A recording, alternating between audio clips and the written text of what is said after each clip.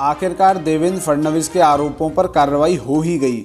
कहीं न कहीं देवेंद्र फडणवीस द्वारा लगाए गए आरोपों में सच्चाई नजर आ रही है। महाराष्ट्र के गृह मंत्री दिलीप वलसे पाटिल द्वारा घोषणा, प्रवीण चौहान ने दिया इस्तीफा, पेन ड्राइव केस सीआईडी को सौंपेंगे। फडणवीस के आरोपों से राज्य की राजनीति में हड़कंप मच गया है। फडणवीस ने यह भी मांग की थी कि मामला सीबीआई को सौंपा जाए। फडणवीस के इन आरोपों पर गृह मंत्री दिलीप वलसे पाटिल ने कल जवाब दिया। इस बार उन्होंने फडणवीस की मांग को खारिज कर दिया और मामले को सीबीआई की बजाय सीआईडी को सौंपने की घोषणा की। विपक्ष के नेता देवेंद्र फडणवीस ने विधानसभा में एक वीडियो बम गिराया है, जिसमें आरोप लगाया गया है कि विशेष लोक अभियोजक और सरकार विभिन्न मामलों में विपक्ष को फंसाने की साजिश कर रही है। इसमें विशेष लोक अभियोजक प्रवीण चौहान के कार्यालय में किया गया स्टिंग ऑपरेशन भी शामिल है। फडणवीस के इस आरोप से राज्य की राजनीति में काफी हलचल मच गई है।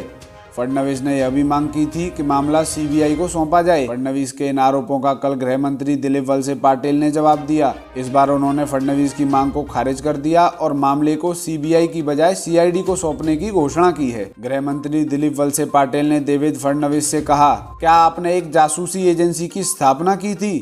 फडणवीस के आरोपों का जवाब देते हुए वलसे पाटिल ने कहा कि जब वह अपना भाषण दे रहे थे, उन्होंने कहा था कि एक स्टिंग ऑपरेशन हुआ था, वह केवल 125 घंटे का है। आपने कहा था कि इससे बहुत कुछ निकलेगा। इसका मतलब है कि आपकी एक निजी जासूसी एजेंसी है, जिसके जरिए आपने पहले ही सब कुछ पता कर लिया है। दिलीप वलसे पाटिल ने आगे कहा कि मुझे पता है कि आपने राष्ट्रपति को कुछ डेटा दिया था। आपके पास अभी भी बहुत कुछ बचा है। मुझे नहीं पता कि आप इसे आवश्यकता अनुसार हटा सकते हैं या नहीं।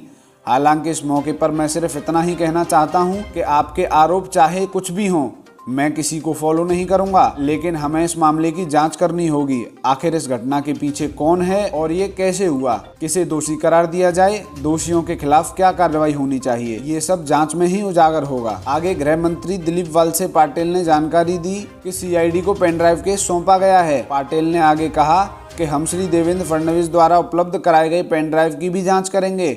इस मामले में किसी को भी दरकिनार नहीं किया जाएगा। मामले में वकील प्रवीण चौहान ने इस्तीफा दे दिया है। हमने इसे स्वीकार कर लिया है। हम घोषणा करते हैं कि मामला सीआईडी को भेजा जाएगा। देवेंद्र फडणवीस के आरोपों के जवाब में दिलीप वलसे पाटिल ने कहा, मुझे उम्मीद है कि इस जांच के बाद में पूरे मामले के तथ्य सामने आएंगे। तो कहीं न कहीं पूर्व मुख्यमंत्री देवेंद्र फडणवीस ने जो आरोप लगाए थे, अब उसकी हलचल पूरे महाराष्ट्र में देखने को मिल रही है। महाराष्ट्र सरकार ने भी खुद माना है कि जो आरोप देवेंद्र फडणवीस लगा रहे हैं, उन्होंने जो पेन ड्राइव में सबूत दिए हैं, उसमें कुछ न कुछ सच्चाई है। इसीलिए अब गृह मंत्री दिलीप वलसे पाटिल ने स्टिंग ऑपरेशन और पेन ड्राइव मामले की जांच के आदेश दिए हैं। उन्होंने यह केस सीआईडी को सौंपा है, जिसकी आधिकारिक घोषणा खुद गृह मंत्री दिलीप वलसे पाटिल ने की है।